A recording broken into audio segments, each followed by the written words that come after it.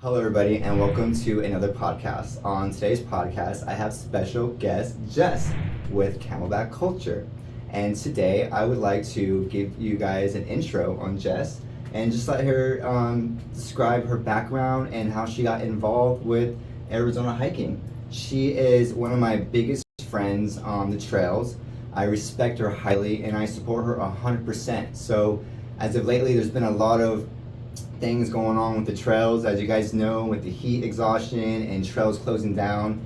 And you may have not seen Jess on the trails, but she is still heavily involved and supporting us so we can hike these trails.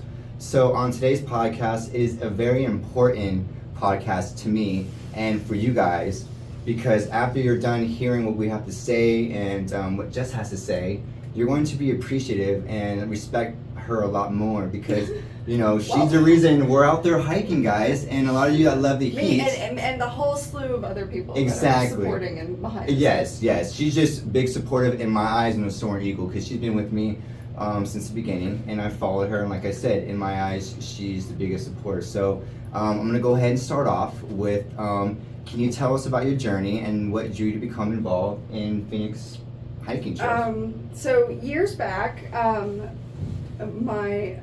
my boyfriend or fiance was running the trails, and I made him a shirt at the time, and people liked it. So it's actually this design. I don't know if anybody can see it. You see him all but on it kind of Camelback. looks like the Superman symbol with Camelback in it. It just kind of came to me in a moment, and I made one just by hand. Just one, you see him all over. I see him all over Camelback. Yeah, so the first one I had never, I'd never done graphic design or anything like that. It just came to me, so I made it for him, and people wanted them, so I taught myself graphic design from interior design and started making them and met more and more people. And then as my kids got older, I was able to hike for a long time and was an avid hiker for a very long time, and that led me to meet some other people that are in the community that work kind of behind the scenes to advocate for open access to the trails and keeping them available to the public. So in doing that, my kind of perspective on the hiking kind of changed, just from being like a recreational thing to being an advocacy sort of thing, and trying to just teach people, share information on how to be a good steward for the trails while you're hiking. So that expanded, and then unfortunately last fall I was attacked by a dog, which has now removed my ability to hike anymore. But I did decide to keep with the advocacy because there were people depending on me with that. So I decided to keep on keeping on. So even though I can't hike, I am still showing up for people at parks board meetings and stuff. So True passion. Yeah, which made me start to think, because I see the few people that are showing up. There's only about a core group of 2 or 3 of us that show up at all the parks board meetings to represent the hiking community. Just to explain, there is the Phoenix Parks Board, which is the board. There's also the Phoenix Parks Department. So the Parks Department is like the employees and stuff of the city. The board is a volunteer board. Volunteers. Appointed. Okay. Probably by the mayor. Okay. We haven't completely got the details worked out on how that works. Basically, as people know, and I am not attempting to insult this board, but often these kind of volunteer positions are used as sort of stepping stones or political sort of things, right? However, we would hope in the case of particularly our parks and preserves, there would be people on there who were super pumped about it. Unfortunately, being out on the trails as much as I was, these people are not heavy hikers. So there is no deep understanding of the hiking community. Not true, the true meaning of hiking. Right, so there's no deep understanding of just the depth that it goes to what it people's, means to us. Yeah, physically, mentally, spiritually, the whole thing. The whole There's just shebang. not a complete understanding on the board or in the department. Now, while there might be people that do hike in both of those places, Let's just touching the layer. I am just stating as a broad thing, the people really heavily in charge are not daily, weekly hikers. They're not, it's not something that is an integral part of their life, is what I would say. So because of that, with a chain reaction. Right. Because of that, there is a different perspective. Okay. On the parks and preserves. I'm trying to be really nice here. Oh, that's fine. This is what we're here to do. People that know me in person are like, wow, she's really controlling herself. Strong hiker, strong at heart, strong with her words. So, used to be a strong hiker.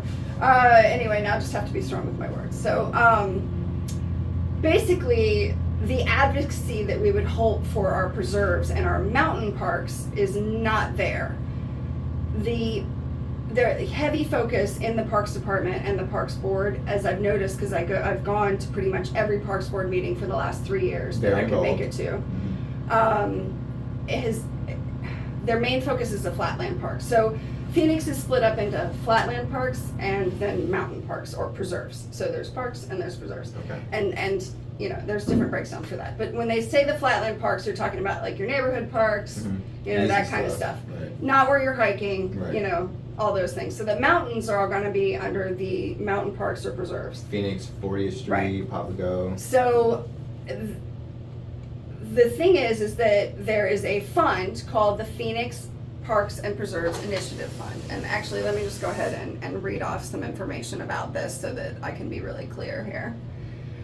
So back in, I believe, 2008, it was put to a vote. That's prior to when I lived here, but it was put to a vote to the city whether or not they wanted to have an extra addition of sales tax that went just to Phoenix Parks and Preserves, to this initiative fund.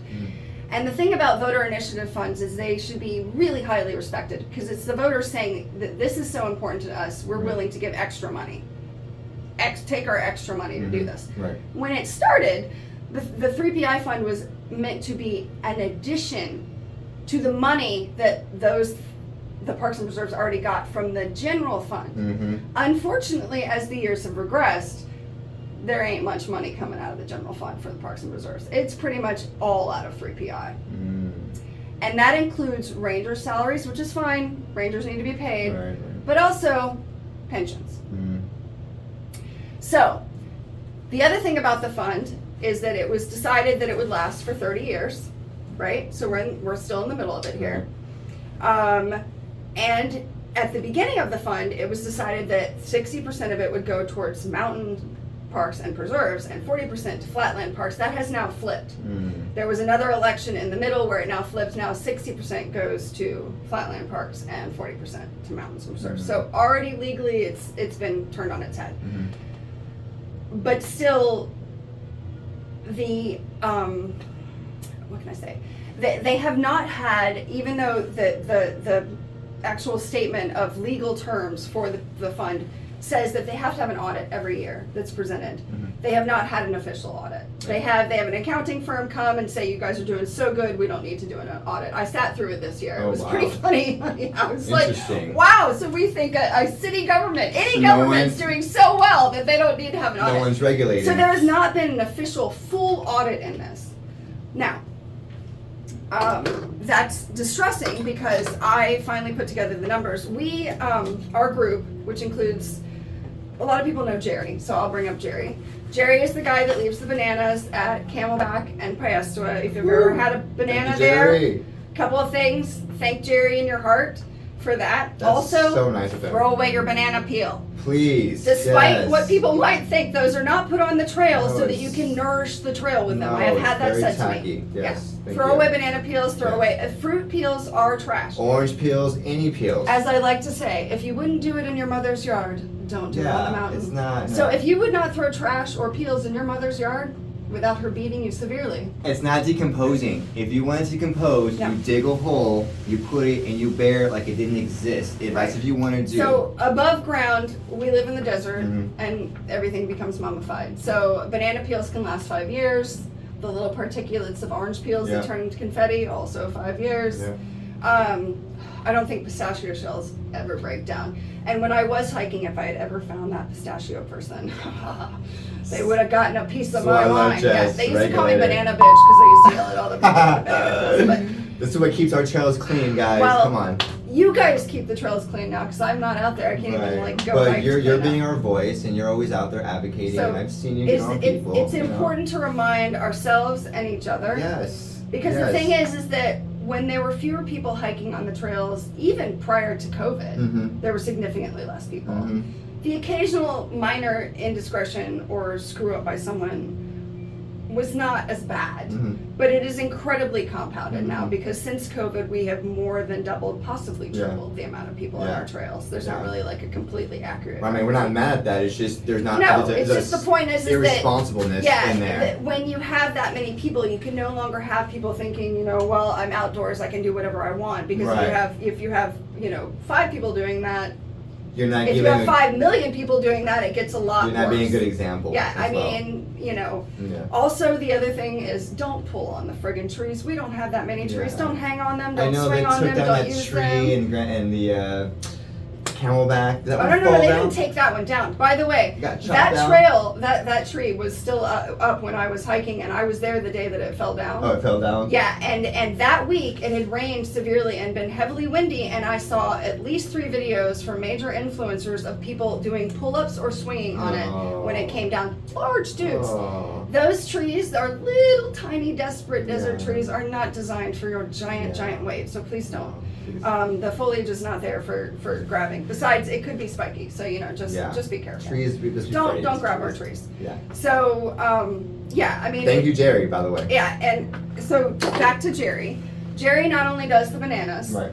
It goes way deeper than that with Jerry. He actually uses his own money to work with lawyers. Wow. So he has sued the city. These type of people inspire me. Just touch me. I love that. This is the kind of advocacy. Jerry spends his days when he is not a coach, which he is a coach, for a running coach. Okay. He drives around to the different trailheads.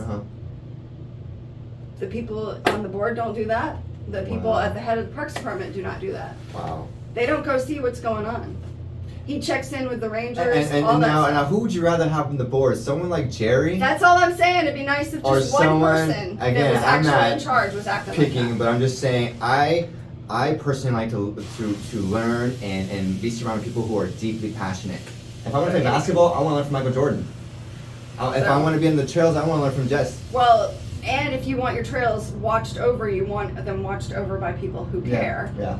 So Jerry is the one that brought me into this because when I started Camelback Culture, I was talking to him and he realized, Jerry is much older, if you guys know him, not of the social media era. So he asked me to use my platform to put out information for him. Right. And that pretty significantly started with the Troya Trail closure, trying to fight for that. That's the seed. So that was the seed for getting me involved, and then it expanded more and more, and I started showing up at these, meetings and listening to all this stuff, and just, really getting upset because I feel like, unfortunately, again, don't come after me, the city is really beautiful and there's a lot of great things about it. No municipal government can ever get away from the fact that they are bogged down with inefficiencies. And those inefficiencies end up costing us lives or money, hurt or all that money, kind of stuff. So unfortunately the 3PI fund, because I've been keeping track of it, is going down significantly, and it is now way lower than the amount that they're saying that they're going to spend in the next 5 years. Wow. So at the last Parks Board meeting, I was like, Yeah. I was like, can we just have some reality check here from the Parks Board, or the Parks Department, or whoever's planning these projects, just give it to us real, because you guys saw that Cholla took way more time. Right. Pi took way more time, and now they're back in there, and there's a whole other deal about the stuff going on at Pi so I could get into, but I'm not going to do that just yet. So the thing is that it's highly inefficient, and we do a lot of public records requests to the city because we want to know how the money's being spent. Yeah. And the really disconcerting thing is quite frequently the answer is, and we're very defined about our public records requests, we want all receipts pertaining to this, or all sorts of different paperwork. We have lawyers sending these in, and we're getting no response. We can find no documents. And I'm just sitting there going, at what point do we get sued for incompetence? How do you not have any documents or contracts for the job that's going on at Pi right now? Right. So right now. So How can you not pull that up?